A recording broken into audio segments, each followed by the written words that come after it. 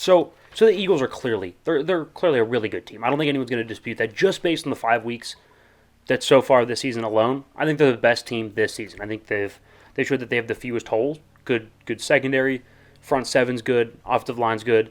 They got some guys on the outside. They can run the football. Hurts is capable, productive. They're pretty good situationally, so coaching's not a problem, right? I think they have the fewest lapses, right? They stay kind of the most consistent, right? There's not a whole lot of ebb and flow. You're mostly going to get the same team every week, right? They're going to run the football. They're going to be really, really tough in the trenches. Hurts is going to run around a little bit. They're going to be pretty decent on third down, right? That's kind of the bill, right? And they also have the most well-defined identity. Again, because you know what you're going to get every week. They understand that they're a physical team. They understand that they're not conventional. And they like that, right? That they're going to play into that. They're going to run the football. They're going to rotate 2 or 3 backs deep. Hurts is going to get some carries. They're going to get the ball to A.J. Brown, who's big and physical on the outside. That's their MO. But I think we have to be honest about something with the Eagles here. There's a common theme on here, right? So most people either love somebody, they're like, oh, Kirk Cousins is the best quarterback ever. Or they hate them, right? Get him out of town. He's awful, terrible. Man, the truth lies somewhere in the middle, right? Kirk's about a top 12 quarterback, probably 12, right? I'm not saying he's 2 or 3. He's probably anywhere between 10, 11, or 12. He's going to win a lot of games. He's going to put up big boy numbers. He's going to make a lot of money. Same thing with Dak, right? And then the same thing with the entire Philadelphia Eagles organization.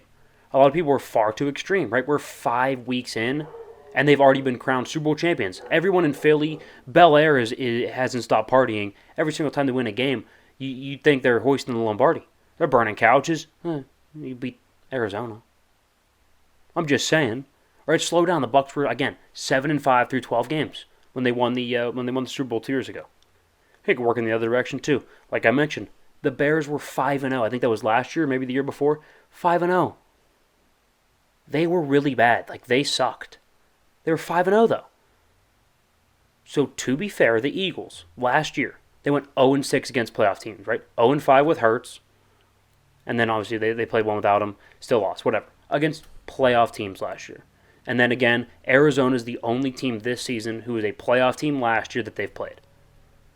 Right, and they got lucky on a missed field goal. But they won despite being outgained, actually worse on third down, out yards per played.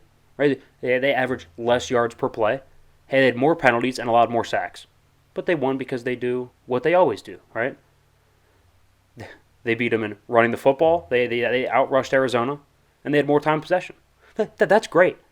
That's not going to work against the elite teams in football. The high-powered offenses. The genius head coaches. Now, I think Nick Sirianni is a really good coach, and their offense can score. Absolutely. But you can't just time of possession your way to wins against Buffalo, against Kansas City. Right? I think those are the 2 teams to beat right now. I guess in the NFC, you're looking at like the Bucks. It's not going to work. Ask Buffalo. 40 minutes of time possession versus Miami. 40. They lost. Josh Allen was exhausted. In fact, they actually lost because they possessed the ball too long in the time, time ran out, but we're not going to get into that. Anyway, so we'll take those 5 games he played in last season, right? 5 games, and then the one against Arizona. Jalen Hurts was 60% completion percentage, 250 yards a game, about average, 7 touchdowns, 3 picks, 85 pass rating. Okay, not bad. First of all, he's just barely over a touchdown a game, and he's about a half a pick a game.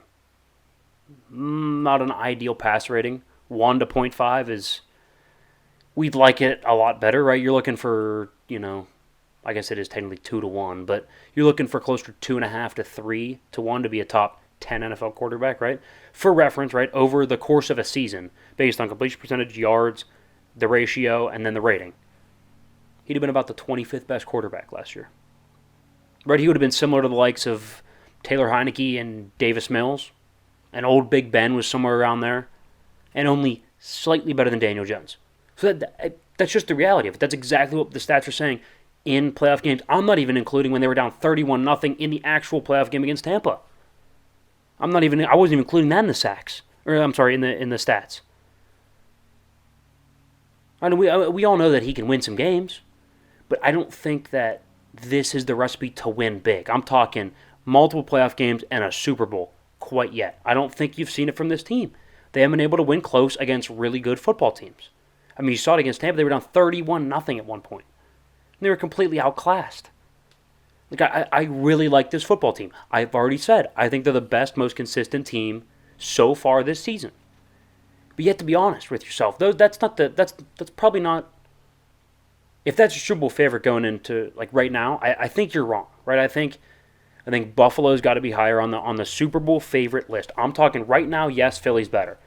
Who is going to win the Super Bowl? I think right now you have to have Buffalo, Kansas City. I would even argue Baltimore would all be higher. Right? I think Donovan McNabb came out about a week ago saying it's not their year. I think another year or two for them, and they'll be right where they need to be. I think that feels about right to me. Right? I don't think they're quite there where they're a dominant Super Bowl caliber team yet. They're good, fantastic, moving in the right direction, think they have the right coach, think they have the right quarterback. Slow down, right? Slow down a little bit. Playoff teams, they don't bring that same oomph, per se, for lack of a better word. They don't bring that same productivity. They don't bring that same domination. So it just is what it is. That's the reality of it. I like the way they're going. I like the trend. They're not quite there yet. Right. And this reminds me of what we did about, oh gosh, that has to be like 2-3 months ago now. We did Are We There Yet? It was a segment where we came on, we gave I think 5 or 6 teams. I don't even think it was that long ago, probably about a month ago. Yeah, it was oh man. A month and a half maybe. We'll have to look back at the Instagram, but we kind of just gave 5 or 6 teams and then how long they are from Super Bowl contention. This is one where, like, yes, I see the Eagles. Well, I'd say around a year to 2 years. We've seen the Eagles play pretty well this year, but I mean, there's just still so much to prove, and to compete against a really, really tough AFC in a Super Bowl is going to be really hard too. Right. So, I mean, getting out of the NFC is going to be the easiest part, really. And even then, Tampa still, I think, matches up really well against Philadelphia. Well, this matchup this week, it's Philly and Dallas, I think. So that'll be Dallas's front seven is. I think that's a Sunday night game. Ferocious. Sunday night is Philly and Dallas. So I guess we'll see.